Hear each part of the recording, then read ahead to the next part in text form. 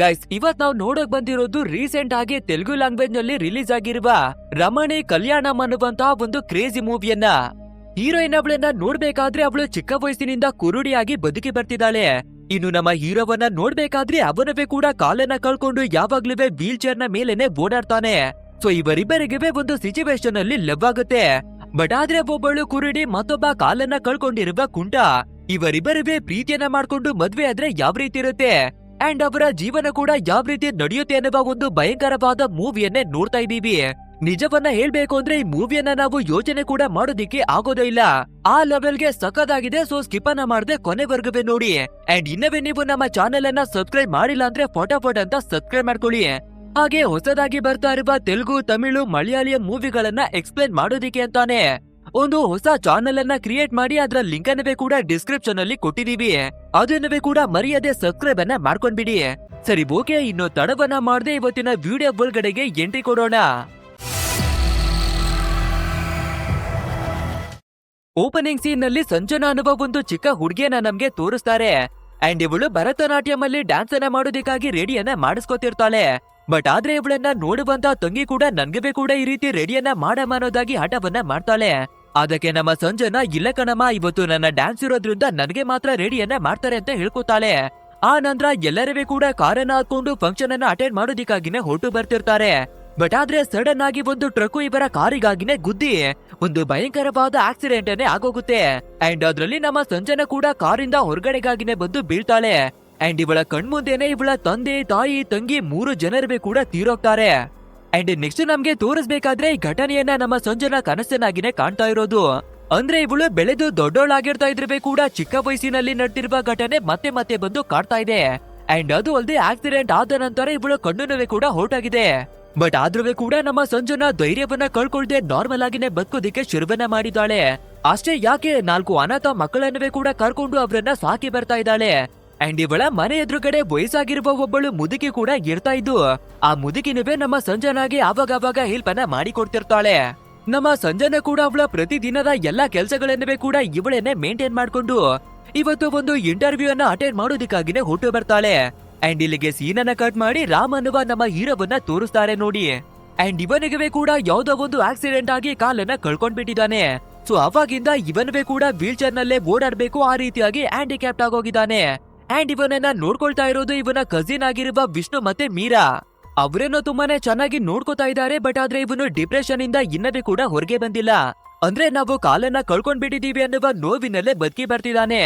So ಹೇಗಾದ್ರೂ ಮಾಡಿ depression ಇಂದ ಹೊರಗಡೆಗೆ ತರಬೇಕು ಅಂತ ವಿಷ್ಣು ಮತ್ತೆ ಮೀರಾ ಯಾವಾಗ್ಲೂ ಕಷ್ಟವನ್ನ ಪಟ್ಟಿ ಬರ್ತಿದ್ದಾರೆ. ಇನ್ನೊಂದ್ ಕಡೆ ನಮ್ಮ ಸಂಜನಾ ಇಂಟರ್ವ್ಯೂ ಅನ್ನ ಕೊಡೋದಿಕ್ಕಾಗಿ ಬಂದಿದ್ಲು ಅಲ್ವಾ, ಅವರು ಕೂಡ ನಿನ್ನಲ್ಲಿ ತುಂಬಾನೇ ಟ್ಯಾಲೆಂಟೆಡ್ ಇದೆ ಕಣಮ್ಮ ಅನ್ನೋದಾಗಿ ತುಂಬಾನೇ ಹೊಗಳುತ್ತಾರೆ. ಬಟ್ ಆದ್ರೆ ಯಾರವೇ ಕೂಡ ಇವಳನ್ನ ಕೆಲ್ಸಕ್ಕಾಗಿ ತಗೊಳ್ಳೋದಿಕ್ಕೆ ರೆಡಿ ಇಲ್ಲ. ಯಾಕಂದ್ರೆ ಕಣ್ಣೇ ಕಾಣಿಸೋದಿಲ್ಲ ಅಂದ್ರೆ ಕೆಲ್ಸವನ್ನ ಮಾಡೋದಿಕ್ಕೆ ಹೇಗೆ ಸಾಧ್ಯ ಅನ್ನೋದಾಗಿ. ನಂತರ ನಮ್ಮ ವಿಷ್ಣು ರಾಮನ ಕರ್ಕೊಂಡು ಒಂದು ಬಾರ್ನ ಒಳಗಡೆಗಾಗಿನೇ ಬರ್ತಾನೆ. ಅಂಡ್ ಇದೇ ಜಾಗದಲ್ಲಿ ನಮ್ಮ ಸಂಜನಾ ಕೂಡ ಸಿಂಗರ್ ಆಗಿನೇ ಪಾರ್ಟ್ ಟೈಮ್ ಜಾಬ್ ಅನ್ನ ಮಾಡ್ತಿದ್ದಾಳೆ. ಯಾಕಂದ್ರೆ ಬೇರೆ ಕಡೆ ಎಲ್ಲವೇ ಪರ್ಮನೆಂಟ್ ಆದ ಕೆಲಸ ಸಿಗದೆ ಇರೋದ್ರಿಂದ ಈ ಬಾರ್ ನಲ್ಲಿ ಬಂದು ಸಾಂಗ್ ಅನ್ನ ಹಾಡಿ ಸ್ವಲ್ಪ ಹಣವನ್ನ ಅರ್ನಿಂಗ್ ಮಾಡ್ತಿದ್ದಾಳೆ. ಅಂಡ್ ಇವಾಗ ನಮ್ಮ ರಾಮ್ ಕೂಡ ಇದೇ ಬಾರ್ನ ಒಳಗಡೆಗಾಗಿ ಬಂದಿರೋದ್ರಿಂದ ಮೊದಲನೇ ಬಾರಿ ನಮ್ಮ ಸಂಜನಾ ಅವಳ ವಾಯ್ಸ್ ಅನ್ನ ಕೇಳ್ಬೇಕಾದ್ರೆ ಅವಳ ಧ್ವನಿಗೆ ಎಷ್ಟೊಂದು ಇಂಪ್ರೆಸ್ ಆಗ್ಬಿಡ್ತಾನೆ ಅಂದ್ರೆ ಲೈಫಿನಲ್ಲೇ ಮೊದಲನೇ ಬಾರಿಗೆ ಇವನು ಎಷ್ಟೊಂದು ಹ್ಯಾಪಿ ಆಗಿರೋದು ಅಂತ ಕಾಣಿಸುತ್ತೆ. ಅದನ್ನ ನೋಡುವ ನಮ್ಮ ವಿಷ್ಣು ಕೂಡ ಈ ಹುಡುಗಿಗೆ ನಾವು ಟಿಪ್ಸ್ ಅನ್ನ ಕೊಡ್ಲೇಬೇಕು ಅಂತ ಯೋಚಿಸಿ ಅವಳಿಗೆ ಸ್ವಲ್ಪ ಟಿಪ್ ಅನ್ನ ಕೊಡೋಣ ಅಂತ ಬರ್ಬೇಕಾದ್ರೆ ನಮ್ಮ ಪೂರ್ತಿಯಾದ ಟೀಮಿಗೆ ಗೊತ್ತಾಗುತ್ತೆ ಇವಳಿಗೆ ಕಣ್ಣು ಕಾಣಿಸ್ದಿರೋ ಒಬ್ಬಳು ಬ್ಲೈಂಡ್ ಆಗಿದ್ದಾಳೆ ಅಂತ. ಬಟ್ ಆದ್ರೆ ನಮ್ಮ ಸಂಜನಾ ಯಾವ ರೀತಿ ಅಂದ್ರೆ, ನಾವು ಬ್ಲೈಂಡ್ ಅಂತ ಯಾರನ್ನವೇ ನಮ್ಗೆ ಸಿಂಪತಿಯನ್ನ ತೋರಿಸಬಾರ್ದು, ನಮ್ಮನವೇ ಕೂಡ ನಾರ್ಮಲ್ ಆದ ಮನುಷ್ಯರ ಹಾಗೇನೆ ನೋಡ್ಬೇಕು ಅಂತಾನೆ ಯೋಚಿಸ್ತಾಳೆ. ಅಂಡ್ ಇದೇ ಬಾರ್ನಲ್ಲಿ ದೀಪಕ್ ಅನ್ನುವ FM ರೇಡಿಯೋದ ಒಬ್ಬ ಓನರ್ ಬಂದಿರ್ತಾನೆ.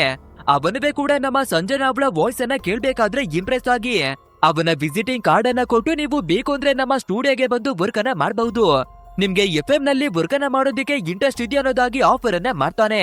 ನಮ್ಮ ಸಂಜನಾಗವೇ ಕೂಡ ಒಂದು ಪರ್ಮನೆಂಟ್ ಆದ ಜಾಬ್ ಬೇಕಿತ್ತು ಅಲ್ವಾ, ಸೊ ಇದು ಅಡ್ಜಸ್ಟ್ ಆಗಬಹುದು ಅಂತ ಎಲ್ಲಾ ಡೀಟೇಲ್ಸ್ ಗಳನ್ನೂ ಈಸ್ಕೋತಾಳೆ.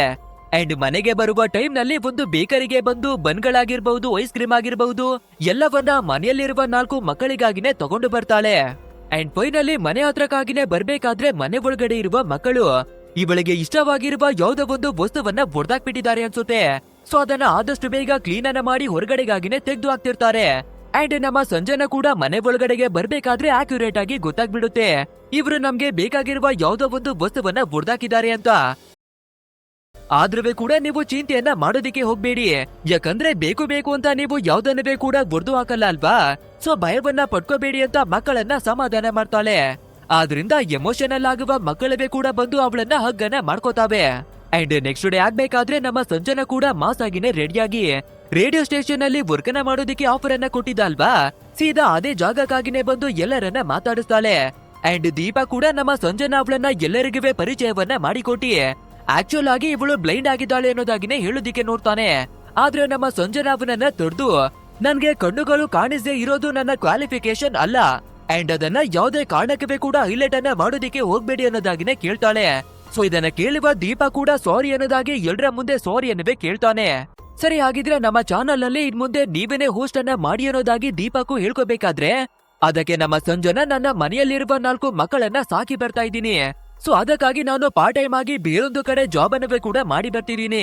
ಆದ್ರಿಂದ ನನ್ಗೆ ಟೈಮು ಅಡ್ಜಸ್ಟ್ ಆಗೋದಿಲ್ಲ ಅಂತ ಹೇಳ್ಕೋಬೇಕಾದ್ರೆ ದೀಪಾ ಕೂಡ ಇವಳಿಗೆ ಯಾವ ಟೈಮು ಅಡ್ಜಸ್ಟ್ ಆಗುತ್ತೋ ಅದೇ ರೀತಿಯಾಗಿ ಮ್ಯಾನುವಲ್ ಅನ್ನ ಸೆಟ್ ಮಾಡ್ತಾನೆ. ಇದನ್ನ ನೋಡ್ಬೇಕಾದ್ರೆ ದೀಪಾಗೆ ನಮ್ಮ ಸಂಜನಾ ಮೇಲೆ ಲವ್ ಆಗೋದಿಕ್ಕೆ ಶುರುವಾಗಿದೆ ಅಂತ ಅರ್ಥ. ಅಂಡ್ ಇದೇ ರೀತಿ ಕೆಲಸವನ್ನ ಮುಗಿಸ್ಕೊಂಡು ಇವಳು ಮತ್ತೆ ಬಾರಿನಲ್ಲಿ ಸಾಂಗ್ ಅನ್ನ ಆಡೋದಿಕ್ಕಾಗಿ ಬರ್ತಿರ್ಬೇಕಾದ್ರೆ ಇಬ್ಬರು ಹುಡುಗರು ಬಂದು ಇವಳ ಹತ್ರ ಡ್ಯಾಶ್ ಅನ್ನ ಮಾಡ್ಕೊಂಡ್ ಬಿಡ್ತಾರೆ. ಸೊ ಸೀದಾ ಅವರು ನಮ್ಮ ಸಂಜನಾಗೆ ಬಯೋದನ್ನ ನೋಡುವ ನಮ್ಮ ರಾಮು ಮುಂದಕ್ಕಾಗಿನೇ ಬಂದು ಅವಳಿಗೆ ಕಣ್ಣು ಕಾಣಿಸೋದಿಲ್ಲ ಕಣ್ರಪ್ಪ ಅನ್ನೋದಾಗಿ ಹೇಳ್ಕೊತಾನೆ. ಅಷ್ಟೇ ಈ ಮಾತನ್ನ ಕೇಳ್ತಿದಾಗೆ ನಮ್ಮ ಸಂಜನಾ ತುಂಬಾನೇ ಕೋಪವನ್ನ ಮಾಡ್ಕೋತಾಳೆ. ಮೊದ್ಲು ಆ ಹುಡುಗರ ಹತ್ರ ಸಾರಿಯನ್ನ ಕೇಳಿ ಆ ನಂತರ ರಾಮ್ನ ಹತ್ರವಾಗಿ ಅವ್ರು ನನ್ನ ಡಿಸೆಬಿಲಿಟಿ ಬಗ್ಗೆ ಕೇಳಿಲ್ಲ ಅಂದ್ರೆ ಅದನ್ನ ಹೇಳೋದಿಕ್ಕೆ ನೀನ್ ಯಾರು, ಅಂಡ್ ಏನಕ್ಕಾಗಿ ನನ್ನ ಡಿಸೆಬಿಲಿಟಿ ಬಗ್ಗೆ ಹೇಳ್ತಿ ಅನ್ನೋದಾಗಿ ಕೋಪವನ್ನ ಮಾಡ್ಕೊಂಡು ಜಗಳವನ್ನ ಮಾಡ್ತಾಳೆ. ಅಂಡ್ ಇದನ್ನ ಕೇಳ್ಬೇಕಾದ್ರೆ ನಮ್ಮ ರಾಮು ಕೂಡ ಸಾರಿಯನ್ನ ಕೇಳ್ಕೊತಾನೆ. ಬಟ್ ಆದ್ರೆ ಇವಳು ಜಗಳವನ್ನ ಮಾಡ್ಕೊಂಡು ನಿಂತಿರ್ಬೇಕಾದ್ರೆ ಇದೇ ಟೈಮಿಗೆ ನಮ್ಮ ವಿಷ್ಣು ಬಂದು ನೋಡಮ್ಮ ಇವನು ಬೇಕು ಅಂತ ಏನನ್ನವೇ ಮಾಡಿಲ್ಲ, ಅಂಡ್ ಇವನವೇ ಕೂಡ ಕಾಲನ್ನ ಕಳ್ಕೊಂಡು ವೀಲ್ ಚೇರ್ ಮೇಲಿರುವ ಒಬ್ಬ ಹ್ಯಾಂಡಿಕ್ಯಾಪ್ಟ್. ಸೊ ನಿನ್ಗೆ ಹೆಲ್ಪ್ ಅನ್ನ ಮಾಡೋದಿಕ್ಕೆ ಬಂದ ಅಷ್ಟೇ ಅನ್ನೋದಾಗಿ ಹೇಳ್ಕೋಬೇಕಾದ್ರೆ ನಮ್ಮ ಸಂಜನಾ ಯಾವುದೇ ರೀತಿ ಸಿಂಪತಿಯನ್ನವೇ ಕೂಡ ತೋರ್ಸೋದಿಲ್ಲ. ಕಾಲಿಲ್ಲ ಅಂದ್ರೆ ಏನಾಯ್ತು, ಅವನವೇ ಕೂಡ ನಾರ್ಮಲ್ ಆದ ಮನುಷ್ಯನೇ ಅಲ್ವಾ, ನನ್ಗವೇ ಕೂಡ ಬ್ಲೈಂಡು ಅಂತ ಯಾರುವೇ ಸಿಂಪತಿಯನ್ನ ಕೊಡೋದು ಬೇಕಾಗಿಲ್ಲ. ಅಂಡ್ ಅದೇ ರೀತಿ ಈ ರಾಮನವೇ ಕೂಡ ಸಿಂಪತಿಯಿಂದ ನೋಡ್ದೆ ನಾರ್ಮಲ್ ಆಗಿನೇ ನೋಡ್ಬೇಕು ಅಂತ ಹೇಳ್ಕೊತಾಳೆ. ಅಷ್ಟೇ ಇದನ್ನ ಕೇಳುವ ನಮ್ಮ ರಾಮ್ಗೆ ಇನ್ನವೇ ಕೂಡ ಇಂಪ್ರೆಷನ್ ಜಾಸ್ತಿ ಆಗುತ್ತೆ. ಯಾಕಂದ್ರೆ ಆಕ್ಸಿಡೆಂಟ್ ಆದಾಗಿಂದ ಎಲ್ಲರೂ ಕೂಡ ಇವನನ್ನ ನೋಡಿ ಸಿಂಪತಿಯನ್ನ ಕೊಡ್ತಾರೆ, ಯಾರವೇ ಕೂಡ ಇವನನ್ನ ನಾರ್ಮಲ್ ಆದ ಮನುಷ್ಯನ ಹಾಗೆ ನೋಡಿ ಬರೋದಿಲ್ಲ. ಬಟ್ ಆದ್ರೆ ಇವಾಗ ಒಂದು ಹುಡುಗಿ ಸಾಮಾನ್ಯ ಮನುಷ್ಯನ ಹಾಗೆ ನೋಡ್ಬೇಕಾದ್ರೆ ಇವನಿಗೆ ಅವಳ ಮೇಲೆ ಫೀಲಿಂಗ್ ಬರ್ದೇ ಇರುತ್ತಾ. ನಂತರ ನಮ್ಮ ಸಂಜನಾ ಐಸ್ ಕ್ರೀಮ್ ಅನ್ನ ತಗೊಳ್ಳೋಣ ಅಂತ ಒಂದು ಶಾಪ್ ನ ಹತ್ರಕ್ಕಾಗಿನೇ ಬರ್ಬೇಕಾದ್ರೆ ಆ ಶಾಪ್ ನವನು ಸ್ವಲ್ಪ ಹೊತ್ತಿಗೆ ಮುಂಚೆ ಈ ಜಾಗದಲ್ಲಿ ಆಕ್ಸಿಡೆಂಟ್ ಆಗೋಯ್ತು ಅನ್ನೋದಾಗಿ ಹೇಳ್ಕೊತಾನೆ. ಅಷ್ಟೇ ಆ ಮಾತನ್ನ ಕೇಳ್ಬೇಕಾದ್ರೆ ಇವಳಿಗೆ ತುಂಬಾನೇ ಗಾಬರಿ ಆಗೋದಿಕ್ಕೆ ಶುರುವಾಗ್ಬಿಡುತ್ತೆ. ಅಂದ್ರೆ ಆಕ್ಸಿಡೆಂಟ್ ಅನ್ನೋ ಹೆಸರನ್ನ ಕೇಳ್ಬೇಕಾದ್ರೆ ಚಿಕ್ಕ ವಯಸ್ಸಿನ ಘಟನೆ ನೆನ್ಪಾಗ್ಬಿಡುತ್ತೆ ಅನ್ಸುತ್ತೆ. ಸೊ ಭಯವನ್ನ ಪಡ್ಕೊಂಡು ತುಂಬಾನೇ ಫಾಸ್ಟ್ ಆಗಿ ಮನೆಗಾಗಿನೇ ಬಂದ್ಬಿಡ್ತಾಳೆ. ಅಂಡ್ ಮನೆಗೆ ಬಂದ್ರೂ ಕೂಡ ಇವಳು ನಾರ್ಮಲ್ ಆಗಿ ಇರೋದಿಕ್ಕೆ ಆಗೋದೇ ಇಲ್ಲ. ಸೊ ಡಿಪ್ರೆಷನ್ ಗೆ ಹೋಗ್ಬೇಕಾದ್ರೆ ಇದನ್ನ ನೋಡುವ ಮಕ್ಕಳು ಭಯವನ್ನ ಪಡ್ಕೊಂಡು ಅವ್ರು ಕೂಡ ಅಳೋದಿಕ್ಕೆ ಶುರು ಮಾಡ್ಕೋತಾರೆ. ಅದನ್ನ ನೋಡುವ ನಮ್ಮ ಸಂಜನಾ ಕೂಡ ಏನುವೇ ಆಗಿಲ್ಲ ಕಣ್ರಪ್ಪ, ಚಿಕ್ಕದಾಗಿ ಏನೋ ಟೆನ್ಷನ್ ಆಗಿದೆ ಅಷ್ಟೇ ಅನ್ನೋದಾಗಿ ಹೇಳಿ ಎಲ್ಲಾ ಮಕ್ಕಳನ್ನುವೇ ಸಮಾಧಾನವನ್ನ ಮಾಡ್ತಾಳೆ. ಅಂಡ್ ಎದುರುಗಡೆಯಲ್ಲಿ ಬೇರೆ ಒಬ್ಬಳು ವಯಸ್ಸಾಗಿರುವ ಮುದುಕಿದ್ದಾಳೆ ಅಲ್ವಾ, ಅವಳು ನಮ್ಮ ಸಂಜನಾಗೆ ಮದುವೆಯನ್ನ ಮಾಡ್ಬೇಕು ಅಂತ ಗಂಡುಗಳನ್ನ ಹುಡುಕಿ ಬರ್ತಿರ್ತಾಳೆ. ಅಂಡ್ ಅದೇ ರೀತಿಯಾಗಿನೇ ಒಂದು ಗಂಡನವೇ ಕೂಡ ಹುಡಿಕೊಂಡು ಕರ್ಕೊಂಡು ಬಂದಿದ್ದಾಳೆ. ಬಟ್ ಆದ್ರೆ ನಮ್ಮ ಸಂಜನಾ ಮೊದ್ಲು ಅವನ ನೇಚರ್ ಗಳನ್ನ ಚೆಕ್ ಮಾಡ್ಬೇಕು ಅಂತ ಸ್ವಲ್ಪ ಅವನ ಜೊತೆ ಮಾತಾಡಿ ಮಕ್ಕಳು ಇವನಿಗೆ ಇಷ್ಟನ ಇಲ್ವಾ ನೋಡೋಣ ಅನ್ನೋದಾಗಿನೇ ಟ್ರೈ ಅನ್ನ ಮಾಡ್ತಾಳೆ. ಅದೇ ರೀತಿಯಾಗಿ ಆ ಹುಡುಗ ಕೂಡ ಒಂದು ಮಗುವನ್ನ ಮೇಲಕ್ಕಾಗಿನೇ ಎತ್ಕೊಂಡು ನನ್ಗೆ ಚಿಕ್ಕ ಮಕ್ಕಳು ಅಂದ್ರೆ ತುಂಬಾನೇ ಇಷ್ಟ ಅನ್ನೋದಾಗಿನೇ ಹೇಳ್ಕೊತಾನೆ.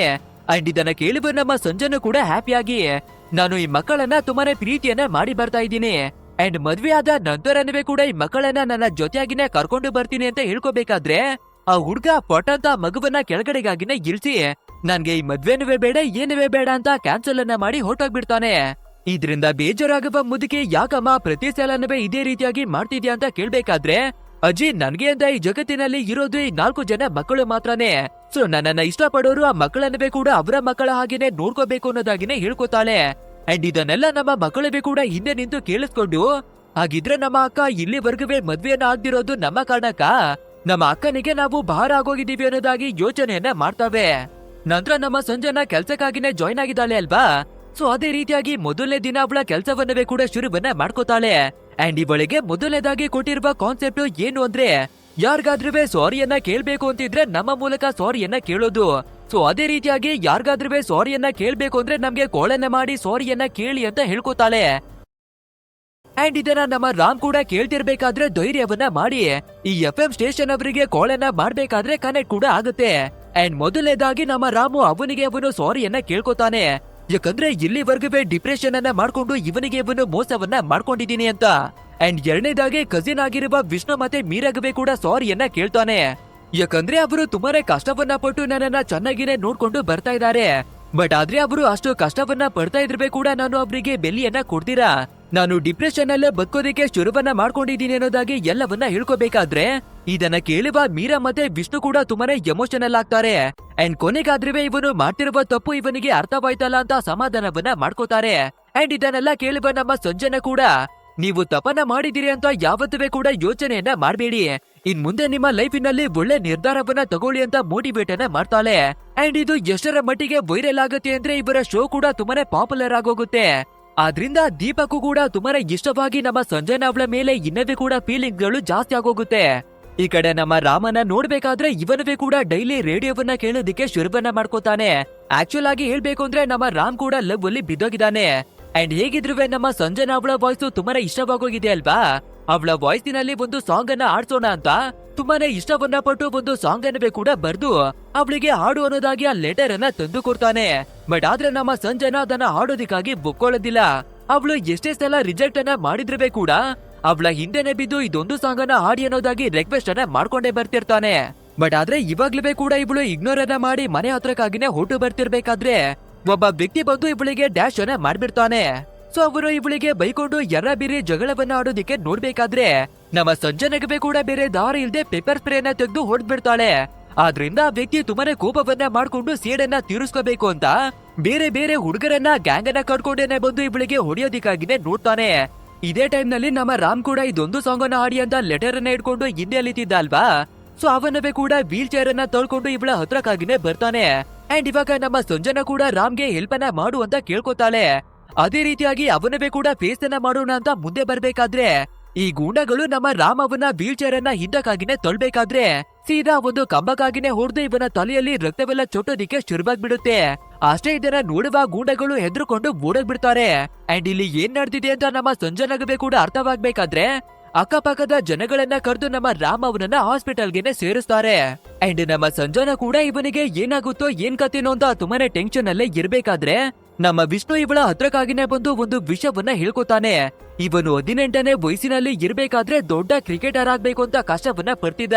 ಅಂಡ್ ಅದೇ ರೀತಿ ತುಂಬಾನೇ ಕಠಿಣವಾದ ಟ್ರೈನಿಂಗ್ ಅನ್ನ ಇವನು ತಗೋಬೇಕಾದ್ರೆ ಫೈನಲ್ ಆಗಿ ಒಂದು ದೊಡ್ಡ ಕಾಂಪಿಟೇಷನ್ ಅಲ್ಲಿ ಇವನಿಗೆ ಚಾನ್ಸ್ ಸಿಗುತ್ತೆ. ಅಂಡ್ ಅದೇ ರೀತಿಯಾಗಿ ಇವನ ಪೂರ್ತಿಯಾದ ಫ್ಯಾಮಿಲಿ ಇದನ್ನ ಸೆಲೆಬ್ರೇಟ್ ಮಾಡೋದಿಕ್ಕಾಗಿ ಒಂದು ಹೋಟೆಲ್ಗಾಗಿನೇ ಬಂದು ಒಂದು ಪಾರ್ಟಿಯನ್ನ ಮಡಿಕೋತಾರೆ. ಅಂಡ್ ನಾನುವೇ ಕೂಡ ಅದೇ ಪಾರ್ಟಿಗಾಗಿನೇ ಜಾಯಿನ್ ಆಗಿದ್ದೆ. ಬಟ್ ಆದ್ರೆ ಯಾವ್ದೋ ಒಂದು ವಸ್ತುವನ್ನ ತರಬೇಕು ಅಂತ ಹೋಟೆಲ್ ಇಂದ ಹೊರಗಡೆ ಬಂದಿದ್ದೆ. ಅಂಡ್ ಅದೇ ಟೈಮ್ ನಲ್ಲಿ ಸರಿಯಾಗಿ ಹೋಟೆಲ್ ನ ಒಳಗಡೆ ಒಂದು ದೊಡ್ಡದಾದ ಬ್ಲಾಸ್ಟ್ ಆಗಿ ಇವನ ತಂದೆ ತಾಯಿ ಇಬ್ಬರವೇ ಕೂಡ ಸ್ಪಾಟಿನಲ್ಲೇ ತೀರೋಗಿದ್ದಾರೆ. ಅಂಡ್ ಇವನನ್ನ ನೋಡ್ಬೇಕಾದ್ರೆ ಇವನ ಕಾಲು ದೊಡ್ಡದಾಗಿನೇ ಇಂಜರಿ ಕೂಡ ಆಗೋಗಿತ್ತು. ಸೊ ಆದ್ರೆ ಇವನು ಬದುಕಿರೋದ್ರಿಂದ ಹಾಸ್ಪಿಟಲ್ಗಾಗಿನೇ ಕರ್ಕೊಂಡು ಬಂದು ಟ್ರೀಟ್ಮೆಂಟ್ ಅನ್ನ ಕೊಡಿಸ್ಬೇಕಾದ್ರೆ ಡಾಕ್ಟರ್ಗಳು ಒಂದು ವಿಷಯವನ್ನ ಡಿಕ್ಲೇರ್ ಅನ್ನ ಮಾಡ್ಬಿಡ್ತಾರೆ. ಇವನ ಕಾಲುಗಳು ಪೂರ್ತಿಯಾಗಿನೇ ಡ್ಯಾಮೇಜ್ ಆಗೋಗಿದಾವೆ, ಅವುಗಳನ್ನ ಸರಿ ಮಾಡೋದಕ್ಕೆ ಯಾವುದೇ ಕಾರಣಕ್ಕವೇ ಆಗೋದಿಲ್ಲ. ಅಂಡ್ ಇವನು ಮೊದಲಿನ ಹಾಗೆ ನಡೆಯೋದಕ್ಕೆ ಕೂಡ ಆಗೋದಿಲ್ಲ ಅನ್ನೋದಾಗಿ ಹೇಳ್ಕೊತಾರೆ. ಸೊ ಅವಾಗಿಂದಾನೆ ನಮ್ಮ ರಾಮು ಡಿಪ್ರೆಷನ್ ಅಲ್ಲಿ ಬದುಕೋದಿಕ್ಕಾಗಿನೇ ಶುರುವನ್ನ ಮಾಡಿದ್ದು. ಅಂಡ್ ಅದ್ರ ಜೊತೆಗೆ ಅವನ ತಂದೆ ತಾಯಿಯನ್ನವೇ ಕೂಡ ಕಳ್ಕೊಂಡಿದ್ದಾನೆ ಅನ್ನೋದಾಗಿ ಹೇಳ್ಕೊತಾನೆ. ಅಂಡ್ ಇದನ್ನೆಲ್ಲ ನಮ್ಮ ಸಂಜನಾ ಕೂಡ ಕೇಳ್ಬೇಕಾದ್ರೆ ಇವಾಗ ರಿಯಲೈಸ್ ಆಗೋದಿಕ್ಕೆ ಶುರುವಾಗುತ್ತೆ. ನಂತರ ರಾಮ್ ಕೂಡ ಎಚ್ಚರಿ ಆಗ್ಬೇಕಾದ್ರೆ ಸೀದಾ ಅವನ ಹತ್ರಕ್ಕಾಗಿನೇ ಬಂದು ನಿನ್ನ ಅರ್ಥವನ್ನ ಮಾಡ್ಕೊಳ್ದೆ ನಾನು ತಪ್ಪಾಗಿ ನಡ್ಕೋಬಿಟ್ಟೆ ಅಂತ ಸಾರಿ ಅನ್ನವೇ ಕೇಳ್ಕೊತಾಳೆ. ಅಂಡ್ ನಮ್ಮ ರಾಮ್ ಕೂಡ ಅರ್ಥವನ್ನ ಮಾಡ್ಕೊಂಡು ಅವಳ ಕೈಗೆ ಒಂದು ಲೆಟರ್ ಅನ್ನ ಕೊಡ್ಬೇಕಾದ್ರೆ ನಮ್ಮ ಸಂಜನಾ ಕೂಡ ಏನಿದು ಅನ್ನೋದಾಗಿ ಓಪನ್ ಮಾಡಿ ನೋಡಿದ್ರೆ ಅದೇ ಒಂದು ಸಾಂಗ್ ಅನ್ನ ಹಾಡು ಅನ್ನೋದಾಗಿ ಕೇಳ್ಕೊತಿದ್ದ ಅಲ್ವಾ. ಅದೇ ಲಿರಿಕ್ಸ್ ಅನ್ನ ಬರ್ದಿರುವಂತಹ ಒಂದು ಲೆಟರ್ ಅದು. ಬ್ಲೈಂಡ್ ಗಳು ರೀಡ್ ಮಾಡೋದಕ್ಕಾಗಿ ಅಂತಾನೆ ಒಂದು ಲ್ಯಾಂಗ್ವೇಜ್ ಇದೆ ಅಲ್ವಾ, ಅದೇ ಲ್ಯಾಂಗ್ವೇಜ್ ನಲ್ಲೇ ಡಿಕೋಡ್ ಮಾಡಿ ಮಡಗಿದ್ದಾನೆ ನಮ್ಮ ರಾಮ್. ಸೊ ನಮ್ಮ ಸಂಜನಾ ಕೂಡ ಲಿರಿಕ್ಸ್ ಅನ್ನ ಚೆಕ್ ಮಾಡಿ ನೋಡ್ಬೇಕಾದ್ರೆ ತುಂಬಾನೇ ಎಮೋಷನಲ್ ಆಗೋಗಿರ್ತಾಳೆ. ಅಂಡ್ ಖಂಡಿತ ಈ ಸಾಂಗ್ ಅನ್ನ ನಿನಗೋಸ್ಕರ ಹಾಡೆ ಆಡ್ತೀನಿ ಅನ್ನೋದಾಗಿನವೇ ಕೂಡ ಹೇಳ್ಕೊತಾಳೆ. ಅಂದ್ರೆ ಇವಳಿಗೆ ಕೂಡ ನಮ್ಮ ರಾಮ್ ಅವನ ಮೇಲೆ ಫೀಲಿಂಗ್ ಬರೋದಿಕ್ಕೆ ಶುರುವಾಗಿದೆ ಅಂತ ಅರ್ಥ. ಅಂಡ್ ದಿನಗಳು ಕಳೀತಾ ಇದ್ದಾಗೆ ಇವರ ಬಾಂಡಿಂಗು ಇನ್ನವೇ ಕೂಡ ಸ್ಟ್ರಾಂಗ್ ಆಗೋದಿಕ್ಕೆ ಶುರುವಾಗುತ್ತೆ. ಅಂದ್ರೆ ನಮ್ಮ ರಾಮ್ ಅವನನ್ನ ಇವಳ ಮನೆಗಾಗಿನವೇ ಕರ್ಕೊಂಡ್ ಬಂದು 4 ಮಕ್ಕಳನ್ನವೇ ಕೂಡ ಪರಿಚಯವನ್ನ ಮಾಡಿಕೊಡೋದು, ಅವರ ಜೊತೆ ಆಟವನ್ನ ಆಡೋದು, ಈ ರೀತಿಯಾಗಿ ಇಬ್ಬರವೇ ಕೂಡ ತುಂಬಾನೇ ಅಟ್ಯಾಚ್ ಆಗೋಗ್ಬಿಡ್ತಾರೆ. ಅಂಡ್ ನಮ್ಮ ರಾಮ್ ಕೂಡ ವಾಪಸ್ಸು ಮನೆಗೆ ಬರ್ಬೇಕಾದ್ರೆ ಯಾವಾಗ್ಲೂ ಸಂಜನಾ ಅವಳ ಬಗ್ಗೆನೆ ಮಾತಾಡ್ತಿರ್ತಾನೆ. ಇದನ್ನ ನೋಡುವ ಮೀರಾ ಮತ್ತೆ ವಿಷ್ಣು ಕೂಡ ಏನಪ್ಪಾ ಸಂಜನಾ ಅವಳನ್ನ ಲವ್ವನ್ನ ಮಾಡ್ತಿದ್ಯಾ ಏನ್ ಕತೆ ಅನ್ನೋದಾಗಿ ಕೇಳ್ಬೇಕಾದ್ರೆ ಇವನವೇ ಕೂಡ ತುಂಬಾನೇ ಯೋಚನೆಯನ್ನ ಮಾಡ್ಬೇಕಾದ್ರೆ ಫೈನಲಿ ನಾವು ಅವಳನ್ನ ಲವ್ವನ್ನ ಮಾಡ್ತಾ ಇದೀವಿ ಅನ್ನೋದಾಗಿನೇ ಒಪ್ಕೋತಾನೆ. ಅಂಡ್ ಅದೇ ರೀತಿ ಸಂಜನಾ ಅವಳನ್ನವೇ ಕೂಡ ಒಂದು ಜಾಗಕ್ಕಾಗಿನೇ ಕರೆದು ಸೀದಾ ಇವನ ಫೀಲಿಂಗ್ ಗಳನ್ನ ಹೇಳ್ಕೊಂಡು ಪ್ರಪೋಸ್ ಮಾಡ್ಬಿಡ್ತಾನೆ. ಆದ್ರೆ ನಮ್ಮ ಸಂಜನಾ ಏನನ್ನವೇ ಕೂಡ ಮಾತಾಡದೆ ಆ ಜಾಗದಿಂದ ಕೋಪವನ್ನ ಮಾಡ್ಕೊಂಡು ಹೊರಟಾಗ್ಬಿಡ್ತಾಳೆ. ಇದನ್ನ ನೋಡುವ ರಾಮ್ ಅಂತೂ ನಾವೇನಾದ್ರೂ ಅರ್ಜೆಂಟ್ ಅನ್ನ ಮಾಡ್ಬಿಡ್ವಾ ಏನ್ ಕತೆ ಅಂತ ಬೇಜಾರನ್ನ ಮಾಡ್ಕೋತಾನೆ. ಇನ್ನೊಂದ್ ಕಡೆಯಲ್ಲಿ ಡಾಕ್ಟರು ನಮ್ಮ ವಿಷ್ಣುವನ್ನ ಕರೆದು ಮತ್ತೊಂದು ಶಾಕಿಂಗ್ ವಿಷಯವನ್ನ ಹೇಳ್ಕೊತಾರೆ. ಸಿಟಿ ಸ್ಕ್ಯಾನ್ ಪ್ರಕಾರ ಇವನ ಬ್ರೈನ್ ನಲ್ಲಿ ಟ್ಯೂಮರ್ ಇದೆ. ಹೆಚ್ಚು ಅಂದ್ರೆ ಇವನು ಬದುಕೋದು ಕೇವಲ 2 ರಿಂದ 3 ತಿಂಗಳುಗಳು ಮಾತ್ರ. ಸೊ ಆದಷ್ಟು ಬೇಗ ರಾಮ್ಗೆ ಈ ವಿಷಯವನ್ನ ತಿಳಿಸ್ಬೇಕು ಅನ್ನೋದಾಗಿನೇ ಹೇಳ್ಕೊತಾರೆ. ಅಷ್ಟೇ ಈ ಮಾತನ್ನ ಕೇಳ್ಬೇಕಾದ್ರೆ ನಮ್ಮ ವಿಷ್ಣುವಿನ ಪರಿಸ್ಥಿತಿ ಯಾವ ರೀತಿ ಇರ್ಬೇಡ. ಇವಾಗ ತಾನೇ ಡಿಪ್ರೆಷನ್ ಇಂದ ಹೊರಗಡೆ ಬಂದು ಲವ್ವನ್ನ ಮಾಡೋದಿಕ್ಕೆ ಶುರುವನ್ನ ಮಾಡಿದ್ದಾನೆ. ಇಷ್ಟು ಬೇಗ ಅವನು ಸಾಯೋದಿಕ್ಕಾಗಿ ರೆಡಿ ಆಗ್ತಿದ್ದಾನೆ ಅಂದ್ರೆ ಏನನ್ನ ಮಾಡ್ಬೇಕು ಅಂತಾನೆ ಗೊತ್ತಾಗೋದಿಲ್ಲ. ಸೊ ತುಂಬಾನೇ ಬೇಜಾರನ್ನ ಮಾಡ್ಕೊಂಡು ಮನೆಗೆ ಬರ್ಬೇಕಾದ್ರೆ ನಮ್ಮ ರಾಮ್ ಕೂಡ ಸಂಜನಾ ನಮ್ಮನ್ನ ರಿಜೆಕ್ಟ್ ಅನ್ನ ಮಾಡ್ಬಿಡ್ಲು ಅಂತ ಬೇಜಾರನ್ನ ಮಾಡ್ಕೊಂಡು ಕುಳ್ತಿರ್ತಾನೆ. ಸೊ ಇದನ್ನ ಕೇಳುವಂತ ನಮ್ಮ ಮೀರಾ ಮತ್ತೆ ವಿಷ್ಣು ಧೈರ್ಯವನ್ನ ಕೊಟ್ಟು ಲೋ ತಮ್ಮ ಅವಳು ನಿನ್ನನ್ನ ರಿಜೆಕ್ಟ್ ಅನ್ನ ಮಾಡಿಲ್ಲ ಕಣೋ, ಬದಲಾಗಿ ಪ್ರಪೋಸ್ ಅನ್ನ ಒಂದು ಸರ್ಪ್ರೈಸ್ ನ ರೀತಿಯಾಗಿ ಮಾಡ್ಬೇಕು ಅಂತ ಯೋಚಿಸ್ತಾರೆ.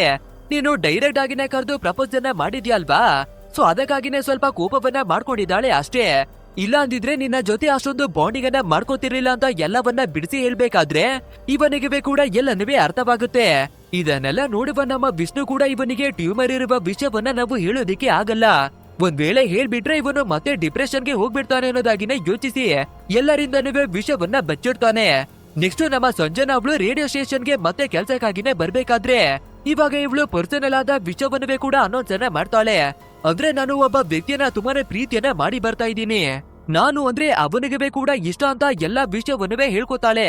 ಬಟ್ ಆದ್ರೆ ಓನರ್ ಆಗಿರುವ ದೀಪ ಕೂಡ ಇವಳನ್ನ ಇಷ್ಟವನ್ನ ಪಡ್ತಿದ್ದ ಅಲ್ವಾ. ಸೊ ಈ ವಿಷಯವನ್ನ ಕೇಳ್ಬೇಕಾದ್ರೆ ಇವನ ಮನಸ್ಸಿಗೆ ತುಂಬಾನೇ ನೋವಾಗುತ್ತೆ. ಆದ್ರೂ ಬೇರೆ ದಾರಿ ಇಲ್ದೆ ನಮ್ಮ ಸಂಜನಾ ಅವಳಿಗೆ ಕಂಗ್ರಾಚುಲೇಟ್ ಅನ್ನ ಮಾಡ್ತಾನೆ. ನೆಕ್ಸ್ಟ್ ನಮ್ಮ ಸಂಜನಾ ಕೂಡ ಅವಳ ಮನೆಗೆ ವಾಪಸ್ ಬಂದು ಮಕ್ಕಳ ಹತ್ರನವೇ ಕೂಡ ನಾನು ಲವ್ವನ್ನ ಮಾಡ್ತಾ ಇದ್ದೀನಿ ಅಂತ ಹೇಳ್ಕೊತಾಳೆ. ಬಟ್ ಆದ್ರೆ ಮಕ್ಕಳು ಹೇಳಿ ಕೇಳಿ ತರ್ಲೆ ಅಲ್ವಾ. ಸೊ ಉಲ್ಟಾ ಇವಳಿಗೇನೆ ಕ್ವಶನ್ ಅನ್ನ ಮಾಡೋದಿಕ್ಕೆ ಶುರುವನ್ನ ಮಾಡ್ಕೋತಾರೆ. ಅಂದ್ರೆ ನಾರ್ಮಲ್ ಆಗಿ ಲವರ್ಗಳು ಯಾವಾಗ್ಲೂ ಫೋನ್ ಅಲ್ಲಿ ಬ್ಯುಸಿ ಆಗಿರ್ತಾರೆ. ಬಟ್ ಆದ್ರೆ ನೀವು ಒಂದು ಮೆಸೇಜ್ ಅನ್ನವೇ ಮಾಡಲ್ಲ, ಒಂದು ಕಾಲ್ ಅನ್ನವೇ ಮಾಡಲ್ಲ, ನೀವು ನಿಜ ಲವ್ವನ್ನ ಮಾಡ್ತಿಲ್ಲ ಅಂತ ಹೇಳ್ಬೇಕಾದ್ರೆ ನಮ್ಮ ಸಂಜನಾಗೆ ನಾವು ಕಾಲ್ ಅನ್ನ ಮಾಡ್ಬೇಕು ಅಂತ ಅನ್ಸುತ್ತೆ. ಈ ಕಡೆ ನಮ್ಮ ರಾಮನ್ನ ನೋಡ್ಬೇಕಾದ್ರೆ ವಿಷ್ಣು ಮತ್ತೆ ಮೀರಾ ಕೂಡ ಸೇಮ್ ನೀನು ಕಾಲು ಮೆಸೇಜು ಏನನ್ನವೇ ಮಾಡ್ತಿಲ್ಲ ಅಂತ ಕಾಲನ್ನ ಎಳೆಯೋದಿಕ್ಕಾಗಿನೇ ನೋಡ್ತಾರೆ. ಆದ್ರಿಂದ ನಮ್ಮ ರಾಮ್ ಕೂಡ ಧೈರ್ಯವನ್ನ ಮಾಡಿ ಅವಳಿಗೆ ಕಾಲ್ ಅನ್ನ ಮಾಡಿ ಬಿಡ್ತಾನೆ. ಅಂಡ್ ನಮ್ಮ ಸಂಜನಾ ಕೂಡ ಕಾಲ್ ಅನ್ನ ಪಿಕ್ ಮಾಡಿ ಇಬ್ಬರವೇ ಸ್ವಲ್ಪ ಮುಜುಗರವನ್ನ ಪಟ್ಕೊಂಡಿರುವೆ.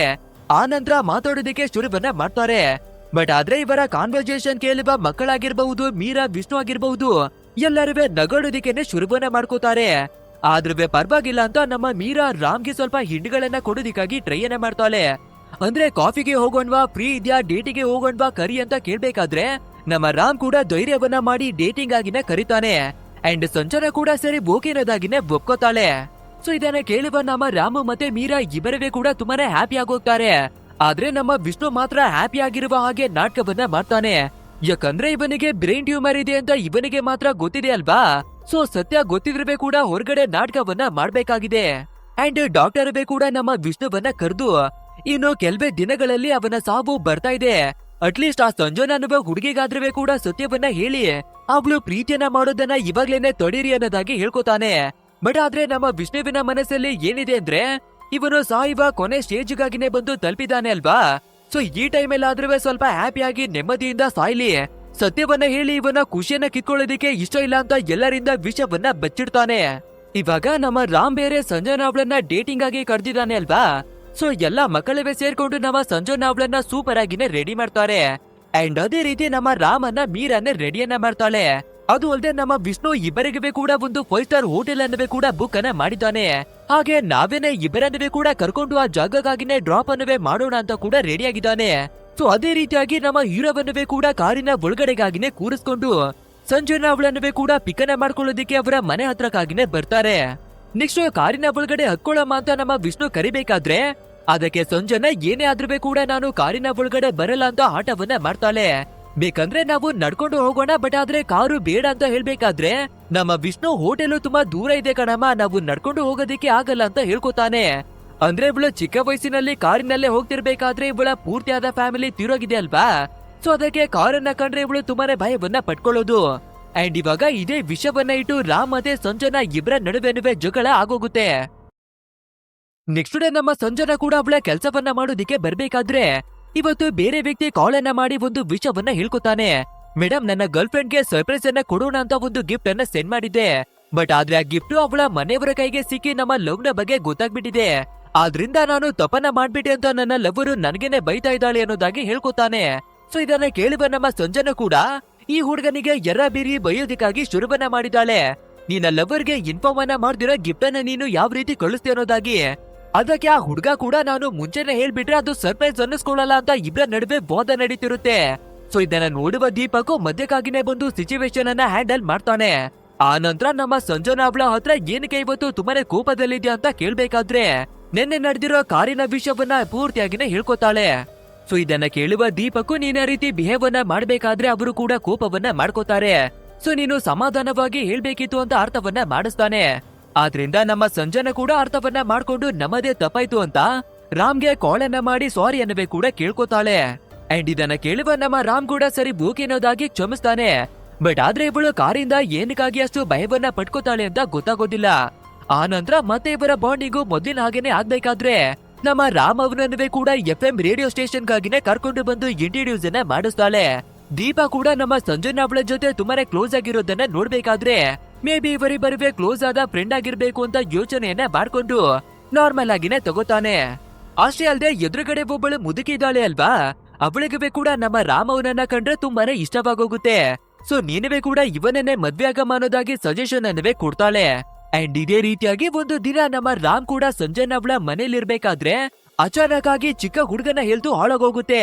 ಸೊ ಇವಾಗ ಹೇಗಾದ್ರೂ ಮಾಡಿ ಅವನನ್ನ ಹಾಸ್ಪಿಟಲ್ಗೆ ಕರ್ಕೊಂಡು ಹೋಗ್ಲೇಬೇಕಲ್ವಾ. ಸೊ ಇವಾಗ ಯಾರಾದ್ರೂ ಕಾರನ್ನ ಡ್ರೈವ್ ಮಾಡ್ಲೇಬೇಕು. ನಮ್ಮ ಹೀರೋವನ್ನ ಡ್ರೈವ್ ಮಾಡು ಅಂದ್ರೆ ಅವನು ಕಾಲನ್ನ ಕಳ್ಕೊಂಡ್ಬಿಟ್ಟಿದ್ದಾನೆ. ಇನ್ನು ನಮ್ಮ ಸಂಜನಾ ಅವಳನ್ನ ನೋಡ್ಬೇಕಾದ್ರೆ ಅವಳು ಕೂಡ ಕಣ್ಣನ್ನ ಕಳ್ಕೊಂಡಿದ್ದಾಳೆ. ಅದ್ರ ಜೊತೆಗೆ ಕಾರಿನ ಒಳಗಡೆ ಕುಳಿತುಕೊಳ್ಳೋದಿಕ್ಕೆ ಒಂದು ದೊಡ್ಡದಾದ ಟ್ರೋ ಮನೆ ಇದೆ. ಬಟ್ ಆದ್ರೆ ಮಗುವಿನ ಪ್ರಾಣ ಇವಾಗ ಅಪಾಯದಲ್ಲಿ ಇರೋದ್ರಿಂದ ಬೇರೆ ದಾರಿ ಇಲ್ದೆ ನಮ್ಮ ರಾಮು ಒಂದು ವಿಷಯವನ್ನ ಹೇಳ್ಕೊತಾನೆ. ನೋಡು, ನೀನು ಪೆಡಲ್ ಗಳನ್ನ ಕಂಟ್ರೋಲ್ ಮಾಡಿದ್ರೆ ಸಾಕು, ನಾನು ಸ್ಟೇರಿಂಗ್ ಅನ್ನ ಹ್ಯಾಂಡಲ್ ಮಾಡ್ಕೋತೀನಿ. ಇವಾಗ ಇದನ್ನ ಬಿಟ್ರೆ ಮಗುವನ್ನ ಕಾಪಾಡೋದಿಕ್ಕೆ ಬೇರೆ ದಾರಿ ಇಲ್ಲ ಅಂತ ಹೇಳ್ಬೇಕಾದ್ರೆ ಇಬ್ಬರವೇ ಕೂಡ ಸೇರಿ ಡ್ರೈವರ್ನ ಮಾಡ್ಕೊಂಡು ಫೈನಲಿ ಹಾಸ್ಪಿಟಲ್ಗೆ ಕೂಡ ಬಂದು ತಲುಪ್ತಾರೆ. ನಂತರ ನಮ್ಮ ರಾಮು ಏನಕ್ಕೆ ನೀನು ಕಾರನ್ನ ಕಂಡ್ರೆ ಅಷ್ಟೊಂದು ಭಯವನ್ನ ಪಟ್ಕೋತೀಯ ಅಂತ ಕೇಳ್ಬೇಕಾದ್ರೆ ನಮ್ಮ ಸಂಜನಾ ಕೂಡ ಲೈಫಿನಲ್ಲಿ ನಡೆದಿರುವ ಘಟನೆಯನ್ನ ಹೇಳ್ಕೊಳ್ಳೋಣ ಅಂತ ಇವನ ಹತ್ರ ಶೇರ್ ಅನ್ನ ಮಾಡೋದಿಕ್ಕಾಗಿನೇ ಬರ್ತಾಳೆ. ಬಟ್ ಆದ್ರೆ ಸಡನ್ ಆಗಿ ಇವನಿಗೆ ಅನ್ಕಾನ್ಶಿಯಸ್ ಆಗೋದಿಕ್ಕೆಲ್ಲ ಶುರುವಾಗ್ಬಿಡುತ್ತೆ. ಸೊ ತುಂಬಾ ಹೊತ್ತು ಆದ್ರೂ ಕೂಡ ಏನಕ್ಕೆ ಇವನು ರೆಸ್ಪಾಂಡ್ ಅನ್ನ ಮಾಡ್ತಿಲ್ಲ ಅಂತ ನೋಡ್ಬೇಕಾದ್ರೆ ಇವನ ತಲೆ ಸುದ್ದಿ ಬಿದ್ದೋಗಿರುವ ವಿಷಯ ಗೊತ್ತಾಗುತ್ತೆ. ಆದ್ರಿಂದ ಫಟಾಫಟ್ ಅಂತ ವಿಷ್ಣುವಿಗೆ ಕಾಲನ್ನ ಮಾಡಿ ಇನ್ಫಾರ್ಮ್ ಅನ್ನ ಮಾಡ್ಬೇಕಾದ್ರೆ ಅವನು ಕೂಡ ಬಂದು ನಮ್ಮ ರಾಮನ್ನ ರೆಗ್ಯುಲರ್ ಹಾಸ್ಪಿಟಲ್ಗಾಗಿನೇ ಕರ್ಕೊಂಡು ಬರ್ತಾನೆ. ಯಾಕಂದ್ರೆ ಇವನಿಗೆ ಬ್ರೈನ್ ಟ್ಯೂಮರ್ ಇರೋದ್ರಿಂದಾನೇ ತಲೆ ಸುದ್ದಿ ಬಿದ್ದೋಗಿರೋದು ಅಂತ ಗೊತ್ತಿದೆ ಅಲ್ವಾ. ಸೊ ಅದಕ್ಕಾಗಿನೇ ಪಾಟ್ ಅನ್ನೋದಾಗಿ ಕರ್ಕೊಂಡು ಬರ್ತಾನೆ. ನಮ್ಮ ಸಂಜನಾ ಕೂಡ ಪದೇ ಪದೇ ಕಾಲನ್ನ ಮಾಡಿ ಅವನು ಸರಿಯಾಗಿದಾನ ಸರಿ ಹೋದ್ನ ಅನ್ನೋದಾಗಿನೇ ಕೇಳ್ಬೇಕಾದ್ರೆ ವಿಷ್ಣು ಮತ್ತೆ ಡಾಕ್ಟರು ಇಬ್ಬರವೇ ಕೂಡ ಈ ಸತ್ಯವನ್ನ ಮುಚ್ಚಿಡೋದಿಕ್ಕಾಗಿನೇ ಟ್ರೈ ಮಾಡಿ ಅವನಿಗೆ ಏನುವೇ ಆಗಿಲ್ಲ, ಚೆನ್ನಾಗಿನೇ ಇದಾನೆ ಅನ್ನೋದಾಗಿ ಸುಳ್ಳನ್ನುವೇ ಹೇಳ್ಕೊತಾರೆ. ಬಟ್ ಆದ್ರೆ ಡಾಕ್ಟರ್ ಇವಾಗ ಮತ್ತೆ ವಾರ್ನಿಂಗ್ ಅನ್ನ ಕೊಡ್ತಾರೆ. ಇನ್ನು ಕೆಲವೇ ದಿನಗಳಲ್ಲಿ ಇವನು ಸತ್ತು ಹೋಗ್ತಾ ಇದ್ದಾನೆ. ಸೊ ಇವಾಗಾದ್ರೂ ಅವನಿಗೆ ಸತ್ಯವನ್ನ ಹೇಳಲೇಬೇಕು ಅಂತ ಹೇಳ್ಕೋಬೇಕಾದ್ರೆ ಅದಕ್ಕೆ ನಮ್ಮ ವಿಷ್ಣು ಅಷ್ಟೊಂದು ಧೈರ್ಯ ನನ್ನ ಹತ್ರ ಇಲ್ಲ ಡಾಕ್ಟರ್ ಅನ್ನೋದಾಗಿನವೇ ಹೇಳ್ಕೊತಾನೆ. ನಂತರ ನಮ್ಮ ರಾಮ್ಗುವೆ ಕೂಡ ಎಚ್ಚರಿಯಾಗಬೇಕಾದ್ರೆ ನಮ್ಗೆ ದೊಡ್ಡ ಕಾಯಿಲೆ ಇರಬಹುದು ಅಂತ ಡೌಟ್ಗಳು ಬರೋದಕ್ಕೆ ಶುರುವಾಗುತ್ತೆ. ಸೊ ಸೀದಾ ವಿಷ್ಣುವನ್ನ ಕರೆದು ನನ್ಗೆ ಏನಾಗಿದೆ ಅಂತ ಕೇಳ್ಬೇಕಾದ್ರೆ ಲೋ ಏನುವೇ ಆಗಿಲ್ಲ ಕಣೋ, ಚಿಕ್ಕದಾಗಿ ತಲೆ ಸುತ್ತಂತೆ ಅಷ್ಟೇನೇನೋದಾಗಿ ಸುಳ್ಳನ್ನ ಹೇಳ್ತಾನೆ. ಆ ನಂತರ ಮನೆಗೆ ಬರ್ಬೇಕಾದ್ರೆ ಎಲ್ಲರೂ ಕೂಡ ಇವನ ಹೆಲ್ತನ್ನ ಇಟ್ಕೊಂಡು ಏನಾಗಿದ್ಯೋ ಅನ್ನೋದಾಗಿ ತುಂಬಾನೇ ಗಾಬರಿಯನ್ನ ಪಟ್ಕೊಂಡಿದ್ದಾರೆ. ಬಟ್ ಆದ್ರೆ ನಮ್ಮ ರಾಮು ನಮ್ಗೆ ಏನುವೇ ಆಗಿಲ್ಲ ಅಂತ ನಾರ್ಮಲ್ ಆಗಿನೇ ಬಿಹೇವ್ ಮಾಡ್ತಾನೆ. ಇನ್ನು ನಮ್ಮ ಮಕ್ಕಳನ್ನವೇ ಕೂಡ ನೋಡ್ಬೇಕಾದ್ರೆ ವೆಲ್ಕಮ್ ಅನ್ನ ಮಾಡ್ಕೊಂಡು ಎಲ್ಲರೂ ಒಟ್ಟಿಗೆ ಡಿನ್ನರ್ ಮಾಡೋದಿಕ್ಕಾಗಿನವೇ ಕೂಡ ಪ್ಲಾನ್ ಅನ್ನ ಮಾಡ್ತಾರೆ. ಅಂಡ್ ನಮ್ಮ ಸಂಜನಾ ಮತ್ತೆ ರಾಮು ಇಬ್ಬರವೇ ಒಂಟಿಯಾಗಿರ್ಬೇಕಾದ್ರೆ ನಮ್ಮ ಸಂಜನಾ ನಿನ್ನ ಮುಖವನ್ನ ಮುಟ್ಟಿ ನಾನು ಫೀಲ್ ಅನ್ನ ಮಾಡ್ಬೇಕು ಅಂತ ಕೇಳ್ಕೋಬೇಕಾದ್ರೆ ಇವನವೇ ಕೂಡ ಹತ್ರಕ್ಕಾಗಿನೇ ಬರ್ತಾನೆ. ಅಂಡ್ ಇವನ ಕಣ್ಣು ಮೂಗು ಬಾಯಿ ಎಲ್ಲವನ್ನ ಮುಟ್ಟಿ ನೀನು ತುಂಬಾನೇ ಹ್ಯಾಂಡ್ಸಮ್ ಆಗಿದ್ಯಾ ಅಂತ ಕಾಂಪ್ಲಿಮೆಂಟ್ ಅನ್ನವೇ ಕೊಡ್ತಾಳೆ. ಸೊ ಇದರಿಂದ ನಾಚಿಕೆಯನ್ನ ಪಡ್ಕೊಳ್ಳುವ ನಮ್ಮ ಹೀರೋ ಕೂಡ ಆ ರೀತಿ ಎಲ್ಲ ಏನುವೇ ಇಲ್ಲ ಅಂತ ತಳ್ಳಿ ಆಗ್ತಾನೆ. ನಂತರ ಮನೆಗೆ ಬಂದ್ಮೇಲೆ ನನ್ಗವೇ ಮತ್ತೆ ಸಂಜನಾಗವೇ ಮದ್ವೆಯನ್ನ ಮಾಡಿ ಅಂತ ರಾಮು ಕೇಳ್ಕೋಬೇಕಾದ್ರೆ ಇದನ್ನ ಕೇಳುವ ನಮ್ಮ ಮೀರಾ ಕೂಡ ತುಂಬಾನೇ ಹ್ಯಾಪಿ ಆಗ್ತಾಳೆ. ಆದ್ರೆ ನಮ್ಮ ವಿಷ್ಣುಗೆ ಎಲ್ಲಾ ಸತ್ಯಗಳಿವೆ ಗೊತ್ತಿದೆ ಅಲ್ವಾ, ಆದ್ರಿಂದ ಕುಂಡಲಿ ಮ್ಯಾಚ್ ಆಗ್ತಿಲ್ಲ, ಜಾತಕ ಮ್ಯಾಚ್ ಆಗ್ತಿಲ್ಲ ಅಂತ ಮದ್ವೆನ ತಳ್ಳಿ ಹಾಕೋದಿಕ್ಕಾಗಿ ನೋಡ್ತಾನೆ. ಆದ್ರೆ ಮೀರಾ ನೀನ್ ಯಾವಾಗ ಈ ಕುಂಡಲಿ ಜಾತಕವನ್ನ ನೋಡೋದಿಕ್ಕೆ ಶುರುವನ್ನ ಮಾಡ್ಕೊಂಡೆ, ನಮ್ಗದೆಲ್ಲ ಗೊತ್ತಿಲ್ಲ, ಆದಷ್ಟು ಬೇಗ ಮದ್ವೆಯನ್ನ ಫಿಕ್ಸ್ ಮಾಡು ಅನ್ನೋದಾಗಿನೇ ಡಿಮ್ಯಾಂಡ್ ಅನ್ನ ಮಾಡ್ತಾಳೆ. ಆದ್ರಿಂದ ಬೇರೆ ದಾರಿ ಇಲ್ದೆ ವಿಷ್ಣು ಕೂಡ ಒಪ್ಕೋಬೇಕಾಗುತ್ತೆ. ಸೊ ಆದ್ರೂ ಟ್ರೈ ಅನ್ನ ಮಾಡೋಣ ಅಂತ ಸಂಜನಾ ಅವಳ ಹತ್ರಕ್ಕಾಗಿನೇ ಬಂದು, ಇನ್ನು 6-7 ತಿಂಗಳ ನಂತರವಾಗಿ ಒಳ್ಳೆ ಮುಹೂರ್ತ ಇದೆಯಂತೆ, ಆವಾಗ ಬೇಕಂದ್ರೆ ಮದ್ವೆ ಮಾಡೋಣವಾ ಅಂತ ಕೇಳ್ಬೇಕಾದ್ರೆ ನಮ್ಮ ಸಂಜನಾ ಇನ್ನು ನಾನು ಕಾಯೋದಿಕ್ಕೆ ಆಗೋದಿಲ್ಲ ಅಂಕಲ್, ಇವಾಗ್ಲೇನೆ ಮದ್ವೆಗೆ ಅರೇಂಜ್ ಅನ್ನ ಮಾಡ್ಕೊಳ್ಳಿ ಅನ್ನೋದಾಗಿನೇ ಹೇಳ್ಕೊತಾಳೆ. ಅಂಡ್ ಅದೇ ರೀತಿ ಕಾರ್ಡ್ಗಳವೇ ಕೂಡ ಪ್ರಿಂಟ್ ಅನ್ನ ಮಾಡ್ತಿ, ಡಾಕ್ಟರ್ಗೆ ಕೂಡ ಕಾರ್ಡ್ ಅನ್ನ ತಂದು ಕೊಡ್ಬೇಕಾದ್ರೆ ನೀವು ಈ ಪ್ರೀತಿ ಶುರುವಾಗೋದಕ್ಕಿಂತ ಮುಂಚೆನೆ ಸತ್ಯವನ್ನ ಅವರ ಮುಂದಕ್ಕಾಗಿನೇ ಇಡ್ಬೇಕಿತ್ತು, ನೀವು ತುಂಬಾನೇ ತಡವನ್ನ ಮಾಡ್ಬಿಟ್ರಿ ಅನ್ನೋದಾಗಿನೇ ಹೇಳ್ತಾನೆ. ಇನ್ನೊಂದ್ ಕಡೆಯಲ್ಲಿ ನಮ್ಮ ರಾಮ್ ಅವನನ್ನ ನೋಡ್ಬೇಕಾದ್ರೆ ಸಂಜನಾ ಅವಳನ್ನ ಕರ್ಕೊಂಡು ಒಬ್ಬರು ಐ ಸ್ಪೆಷಲಿಸ್ಟ್ ನ ಹತ್ರಕ್ಕಾಗಿನೇ ಚೆಕಿಂಗ್ ಮಾಡ್ಸೋದಿಕ್ಕೆ ಬರ್ತಾನೆ.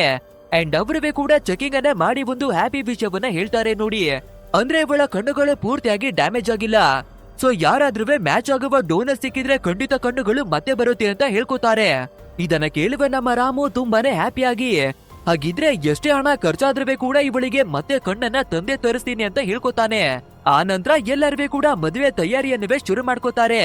ಇನ್ನು ಮದ್ವೆಯನ್ನ ಮಾಡ್ಕೊಳ್ಳೋದಿಕ್ಕೆ ಕೇವಲ ಒಂದೇ ಒಂದು ದಿನ ಬಾಕಿ ಇದೆ ಅಂತ ಅನ್ಬೇಕಾದ್ರೆ ನಮ್ಮ ರಾಮು ಮತ್ತೆ ಸಂಜನಾ ಇಬ್ಬರುವೇ ಒಂಟಿಯಾಗಿನೇ ಮಾತಾಡ್ತಿರ್ತಾರೆ.